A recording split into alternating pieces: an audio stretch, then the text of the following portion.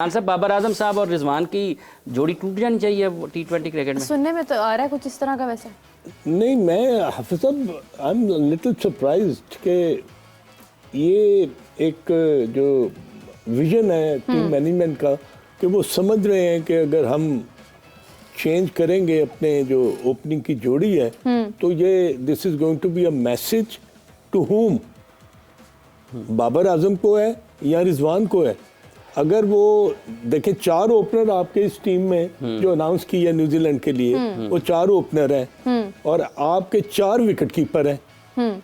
तो अब मुझे ये बताइए कि अगर रिजवान को वो ड्रॉप करते हैं फॉर 2 मैचेस तो फिर क्या हसीबुल रहमान होगा, हसीबुल या आजम खान होगा?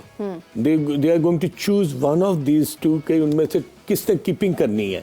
क्योंकि as a fielder Azam Khan जो है ना may be a little difficult for him कि वो फील्ड करे, वो सिर्फ कीपिंग कर सकते हैं। तो उसके लिए रिजवान को अगर आपने रेस्ट दिलवाना है। अब मुझे हाफिज साहब एक चीज बताएं। जी खान साहब, मोहम्मद हारिस को इन्होंने ड्रॉप किया स्क्वाड से और हमारे चीफ सेलेक्टर ये कह रहे थे कि हमने उनको रेस्ट दिया है। आप मुझे ये बता दें हाफिज साहब कि मोहम्मद हारिस ने पिछले 1 साल में कितने वनडे खेले हैं, कितने टेस्ट मैचेस खेले हैं, कितने T20 मिले हैं कि वो लेथार्जिक हो गया, मेंटली टायर्ड हो गया है, बॉडी स्लगिश हो गई है, निगल वो कैरी कर रहा है, ग्राउंड में वो नहीं है। वो मुझे ये बताएं कि किस तरह ये अल्फाज के आपने उसको रेस्ट दिलवाया है। भाई व्हाई कांट यू से कि he is being dropped from the squad? Just let me know. Khan साहब, 2 चीज़ें हैं। आपने आजम खान और रिजवान का जिक्र किया है। आजम खान को कीपिंग करवाने के लिए या उनको प्लेइंग 11 में शामिल करने के लिए होगा ये कि रिजवान को ग्लव्स छोड़ना पड़ेंगे और रिजवान आएगा फील्ड में। एक हिकमत अमली ये है जिसके ऊपर काम नहीं हो रहा, जिसके ऊपर काम हो चुका हुआ है। अब इसके ऊपर सिर्फ अमल दरामद होना है कि आजम खान को आपने प्लेइंग 11 में कैसे शामिल करना है। वो आपने जिस भी तरीके से करना है वो आपने उसकी कुर्सी रखनी है कि उसको हमने उस पर बिठाना है। ठीक है, आप उसको ये नहीं कह सकते कि जनाब आपके पास 3-4 महीने हैं, आप अपनी जो जिस्म है उसको बेहतर करें, आप अपनी फिजिकल फिटनेस को बेहतर करें और आप पाकिस्तान के लिए खेलेंगे। आप ये कहने की तो मैं आपको माजी में ले जाऊं? अभी ना लेके जाएं sir, I have to wrap up the show. नहीं, माजी में मैं यही लेके जाए। इंतजामुल हक 2003 में वर्ल्ड कप में उन्होंने अपने वेट को कम करने के लिए ना बहुत ज्यादा ट्रेनिंग की, डाइट कंट्रोल किया, 19 स्कोर किया था उस world cup. Sir hand eye coordination खराब होता है ना, तो ये काम करने की जरूरत है ना कि अगर आप उनको फिजिकली फिट करना चाहते हैं तो फिर आपको उनके नए वेट के ऊपर भी 3 महीने काम करना पड़ेगा। एक तो वो फैट कम करें, मसल ऐड करें, फैट कम करें, मसल ऐड करें और फिर उसके साथ आप उसके जो नया वेट है, जो उसकी बॉडी वेट आएगा, उसके ऊपर आप उसको महीना 1.5, 2, 3 प्रैक्टिस करवाएं ताकि उसका हैंड आई कोऑर्डिनेशन उसके नए वेट के साथ बिल्कुल एडजस्ट करे। क्या वो उसके बाद भी उतना इफेक्टिव रहता है या नहीं रहता है? अब ये किसने देखा है कि अगर आखिरी बॉल पर एक हिट लगता है, टॉप एज लगता है और कीपर को पीछे भागना पड़ता है और अगर कीपर उस बॉल तक नहीं पहुंच सकता क्योंकि उसकी फिजिकल फिटनेस इजाजत नहीं देती है और वो आखिरी बॉल है जिसने मैच का फैसला करना है, तो उसका जिम्मेदार कौन होगा? बिल्कुल। फिर आपने ये कहेगा, फिर आप ये कहेंगे रिजवान होता तो पहुंच जाता।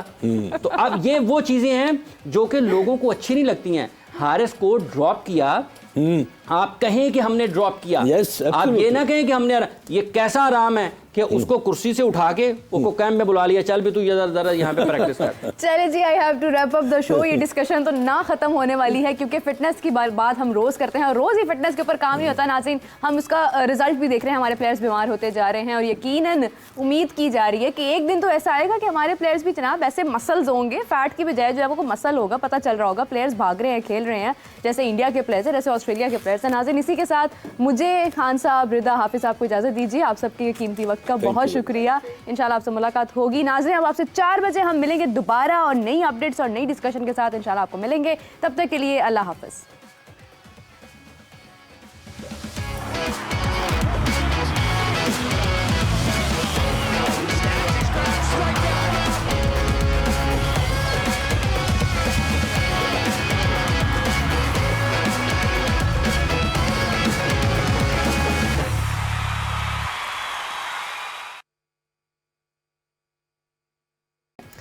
सर क्या कहना चाहेंगे, because you were the part of PCB and you know कि when specially it comes to India and Pakistan it becomes very very sensitive.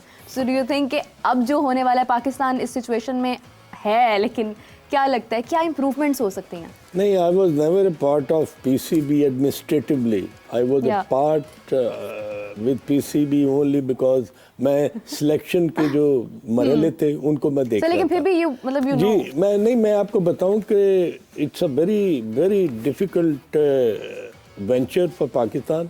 हाफिज साहब ने बड़े ही उम्दा अल्फाज के साथ, बड़े जामे तरीके के साथ तमाम चीज़ों को आपके गोरे गुजारिश जो है वो किया है.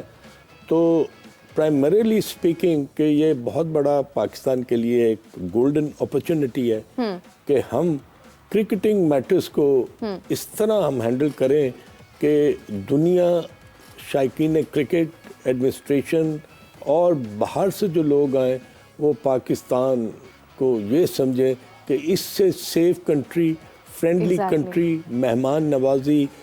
एडमिनिस्ट्रेटिवली मैं आपको बताऊं कि हमें बहुत काम करने की ज़रूरत है. हमारे जो स्टेडियम्स है ना, उनमें जो इंफ्रास्ट्रक्चर है उसको इस तरह हमने बिल्ड करना है कि वो फ्रेंडली नज़र आए. अब देखें कि अगर आप कद्दाफी स्टेडियम में मैच देख रहे हो ना, तो जहाँ पर आप बैठे हैं और जहाँ पर एक्चुअली मैच हो रहा है वो इतना ज़्यादा डिस्टेंस है कि आपको वहाँ पर इवन के टीवी कैमरास जो है ना वो भी इजीली नहीं पिक कर सकते. अगर स्मॉग आ जाए, फॉग आ जाए, कोई लाइट्स का प्रॉब्लम आ जाए या टेक्निकलिटीज जी है, उसको अगर आप थोड़ा सा मुल्तान को देखें या पिंडी को देखें तो they are very near to the actual pitch. वो आप ऐसे लगता है कि जैसे शेखुपुरा की ग्राउंड ऐसी थी कि मैं वहाँ पर जाके मैंने कमेंट्री भी की है, तो वहाँ ऐसे लगता था कि आप बिल्कुल क्लोज टू द एक्शन है. तो आपको बड़े आराम से ना हर चीज़ का पता चल रहा था. एक तो टीवी कैमरा बहुत जल्दी पिक करता था.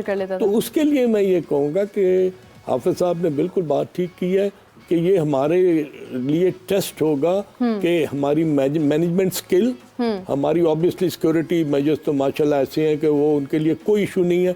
But PCB will need to put their foot down और उनको जो भी वेन्यूज इन्होंने फाइनल अभी कर लें तो उस पर काम शुरू कर दें ताकि लोगों को ना टॉयलेट्स में जाने की आसानी हो, लोगों को खाने पीने की आसानी हो. अगर ये चीज़ें नहीं होंगी ना तो फिर हम वही दुखना रोएंगे कि लोग आ नहीं रहे जी, बाहर के लोग जो हैं वो तंग हो रहे हैं. तो हमें बहुत फ्रेंडली एनवायरनमेंट्स देनी पड़ेंगी. That is true. Rida, do we have anything else?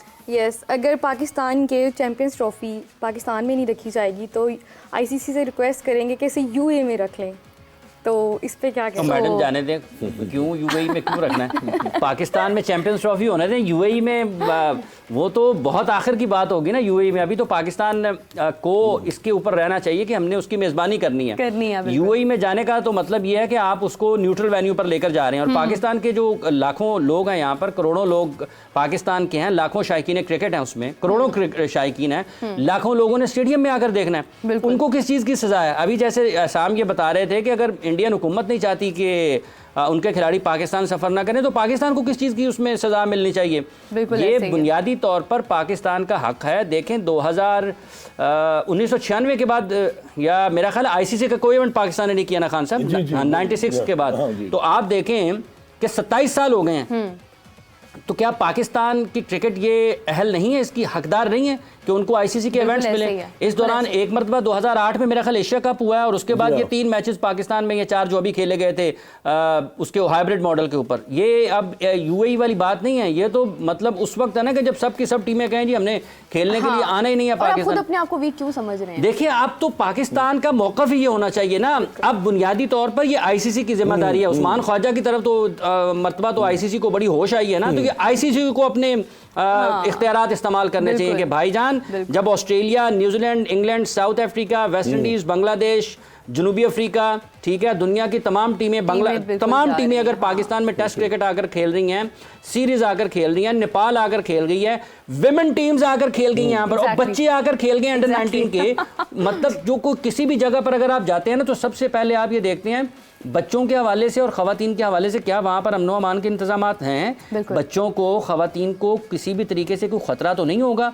जब बच्चों को कोई ख़तरा नहीं है अल्लाह की रहमत से, जब इंतजामात इतने हैं कि ख़वातीन यहाँ पर गैर मुल्क की आकर खेल रही हैं, तो आप अपने कैसे रोक सकते हैं बाकी सब मुल्कों को? प्लेयर्स को खुद एतराज नहीं है, तो यही अब आईसीसी को, जो कि उनको होश के नाखून लेना पड़ेंगे कि आएँ और इसका सामना करें और उनको कहें कि आप जाएं, हमने उनको टूर्नामेंट दिया हुआ है और आपको वहां पर जाकर खेलना है। अगर आप नहीं खेलना चाहते हैं तो फिर आप उस साइड पर बैठें। अगर इसका ये मतलब नहीं है कि अगर आप नहीं आते हैं तो सब की सब टीमें वहां पर ले जाएं, ये एक ऑप्शन के तौर पर इस्तेमाल होगा, क्योंकि पाकिस्तान क्रिकेट बोर्ड ने हाइब्रिड मॉडल दिया था, लेकिन पाकिस्तान क्रिकेट बोर्ड ने ये कहा था कि अगर आप नहीं आएंगे तो फिर हम भी अपने मैचेस हाइब्रिड पर जाएंगे। पाकिस्तान ने अपने सारे मैचेस वर्ल्ड कप के इंडिया के मुख्तलिफ शहरों में खेले हैं। अब ये दलील नहीं है कि आप ना आएँ, आपके पास कोई इखलाकी जवाब बाकी नहीं रहता कि आप ना आएँ। खबर इसके अलावा जो है आप जानने की कोशिश कर रही हैं ना कि एक बड़ी दिलचस्प चीज़ है, आज हारिस रऊफ जब बैटिंग करने के लिए आए बिग बैश में तो वो बगैर पैड्स के ही आ गए। तो वायरल कौन है? क्यों ऐसे ना खान साहब? तो वायरल कौन है इस वक्त? हारिस रऊफ हैं। कि आपको याद होगा कि एंजेलो मैथ्यूज टाइम्ड आउट हुए वर्ल्ड कप के एक मैच में ना खान साहब, ठीक है, वर्ल्ड कप के मैच में टाइम्ड आउट हो गए थे अगेंस्ट बांग्लादेश, ठीक है, और उनके हेलमेट का कोई मसला हुआ था। तो आज बिग बैश में जबकि पाकिस्तान के हारिस रऊफ और उसामा मीर मेलबर्न स्टार्स की मेज़बानी कर रहे हैं, सिडनी थंडर्स के साथ उनका मैच था, तो उसमें वो बगैर पैड्स के स्टेडियम में ग्राउंड में बैटिंग करने के लिए आ गए। तो वो खासे इस वक्त लोगों की नज़रों में है कि आखिर हुआ क्या है कि हारिस रऊफ, लेकिन उन्होंने गेंदबाजी अच्छी की आज। उनको रन्स जब तक कि मैं देख रहा था तो 3 ओवर्स में मेरा ख्याल है उनको 12-13 रन्स हुए थे जो उन्होंने किए थे। चौथा ओवर मैंने देखा नहीं है, लेकिन 3 ओवर्स में उनको रन्स बहुत कम हुए थे। उसामा मीर की वही हालत थी गेंदबाजी करते हुए कि जब वो वर्ल्ड कप में खेल रहे थे, एक गेंद अपने पाँव में, एक बैट्समैन के पाँव में, कोई लाइन नहीं, कोई लेंथ नहीं, बुरी तरह पिट रहे हैं वहाँ पे भी। और ये जो उनकी कारकर्दगी है, ये सवालिया निशान है कि जब आप हाईएस्ट लेवल पर खेल रहे हैं और आप लेग स्पिनर हैं, लेग स्पिनर उस वक्त तक कामयाब ही नहीं हो सकता जब तक वो एक्यूरेसी उसकी नहीं है। अगर आप एक्यूरेट नहीं हैं, अगर आप 6 बॉल अपने अच्छे एरिया में नहीं डाल सकते हैं as right arm leg spinner, आप किसी भी जगह पर कामयाब नहीं हो सकते। वो हाफ ट्रैकर, वो पीछे आधे पिच पे बॉल डाल रहे हैं, उठा के मिड विकेट से उन्होंने बाहर फेंका है, तो उन्होंने पिटाई लगी है ठीक ठाक। तो हारिस रऊफ जो हैं सोशल मीडिया पर छाए हुए हैं, लोग उनके ऊपर कमेंट कर रहे हैं, उसामा मीर के ऊपर वहाँ पे उनको पिटाई लग रही है।